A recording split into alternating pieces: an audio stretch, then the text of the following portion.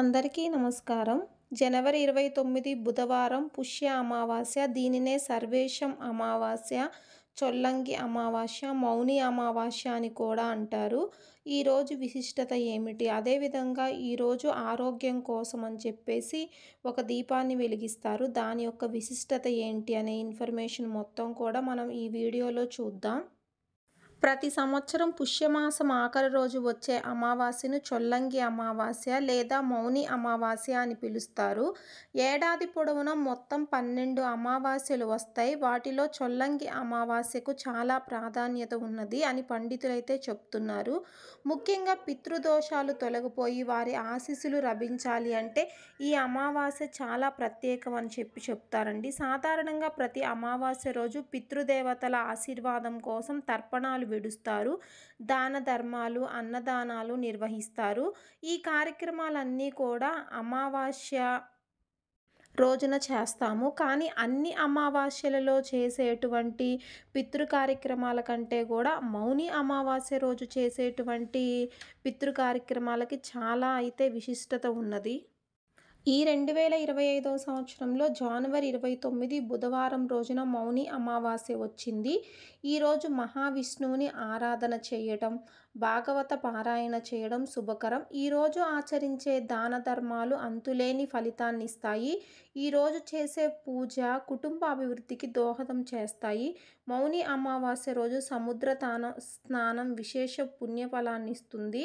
సముద్ర స్నానం చేయడం కుదరని వాళ్ళు నదీ స్నానమైనా చేయవచ్చును.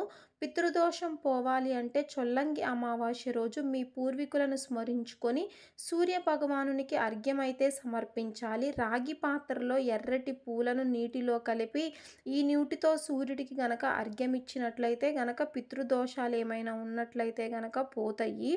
మౌని అమావాస్య రోజు రావి చెట్టును పూజిస్తే సకల పాపాలు తొలగిపోతాయి, సకల సౌఖ్యాలు వస్తాయి అని విశ్వాసం. రావి చెట్టుని త్రిమూర్తులుగా భావిస్తాము. రావి చెట్టు త్రిమూర్తులకు ప్రతిరూపంగా భావిస్తాము కాబట్టి ఈరోజు రావి చెట్టుకి నీటిని సమర్పించి రావి చెట్టు దగ్గర దీపం వెలిగించి రావి చెట్టు చుట్టూ కనుక 108 ప్రదక్షిణలైతే గనక చేసినట్లయితే శుభ ఫలితం కలుగుతుంది. అదేవిధంగా ఆకలితో ఇంటి ముందుకు ఎవరైనా వస్తే వాళ్ళని ఖాళీ చేతులతో పంపించకుండా ఆహారం పెట్టి పంపండి. అమావాస్య రోజే కాదు, ఏ రోజైనా సరే దయచేసి మూగజీవాలనైతే హింసించవద్దు.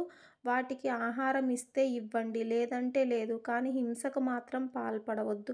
ఆవులు, కుక్కలు, కాకులకు ఆహారం అందించండి. మౌని అమావాస్య రోజు చీమలకు పంచదార వేస్తే గ్రహదోషాలు నశిస్తాయి. చీమలు ఐకమత్యంకు నిదర్శనంగా ఒకే పుట్టలో ఉండడమే కాదు శ్రమైక జీవనానికి నిదర్శనం. అందుకే వాటికి కనుక చీమలకి కనుక ఆహారం ఇస్తే మంచిది.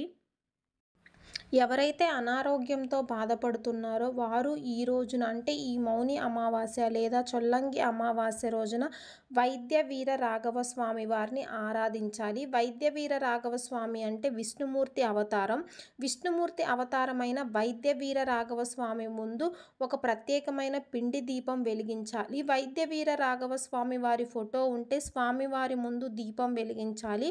ఒకవేళ వైద్య వీర రాఘవ స్వామి వారి ఫోటో లేకపోతే గనక అనంత పద్మనాభ స్వామి వారి ఫోటో ముందైనా అది అనంత పద్మస్వామి నాభ స్వామి వారి ఫోటో లేదా వైద్య వీర రాఘవ స్వామి వారి ఫోటో లేకపోతే విష్ణుమూర్తి లేదా వెంకటేశ్వర స్వామి వారి ముందైనా సరే ఈ దీపం వెలిగించాలి.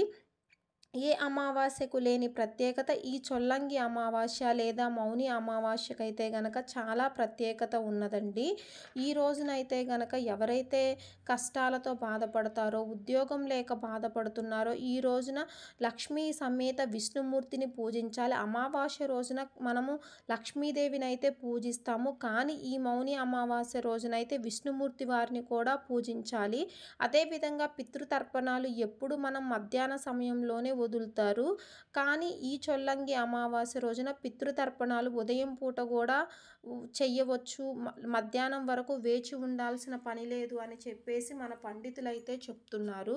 ఇక అనారోగ్యంతో బాధపడే వాళ్ళు ఎవరైతే ఉన్నారో వాళ్ళు ఇంతకుముందు మనం చెప్పుకున్నాం కదా, వైద్య వీర రాఘవ స్వామి వారికి బియ్యపిండి, పంచదార, కలిపేసి అందులో ఆవు నెయ్యి వేసి దీపం అయితే వెలిగించాలి.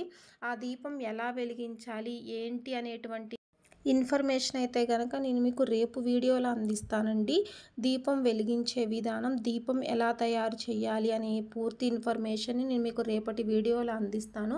ఒకవేళ ఈ వీడియో నచ్చితే గనక లైక్ చేయండి. అదేవిధంగా నా ఛానల్ నచ్చితే సబ్స్క్రైబ్ చేసుకోండి. వీడియో లైక్ చేయడం వల్ల తెలియని ఇన్ఫర్మేషన్ అయితే వేరొకరికి షేర్ అవుతుందండి. నా ఛానల్‌ని సబ్స్క్రైబ్ చేసుకోవడం వల్ల మీకు ఏ రోజు ఏ పూజ చేసుకోవాలి అనేటువంటి పూజలకు సంబంధించిన ఇన్ఫర్మేషన్ అంతా కూడా మీకు నా ఛానల్లో అయితే లభిస్తుంది. ఒకసారి దయచేసి వీడియోనైతే లైక్ చేయండి. ఇక ఈ వీడియో నచ్చి మీరు లైక్ చేసినట్లయితే గనక నేను నెక్స్ట్ వీడియోలో మీకు పిండి దీపం అంటే మౌని అమావాస్య రోజు వైద్య వీర రాఘవ స్వామి వారి ముందు పిండి దీపం ఎలా వెలిగించాలి అనేటువంటి వీడియో ఇన్ఫర్మేషన్ అయితే నేను మీకు అందిస్తానండి. శ్రీమాత్రే నమః.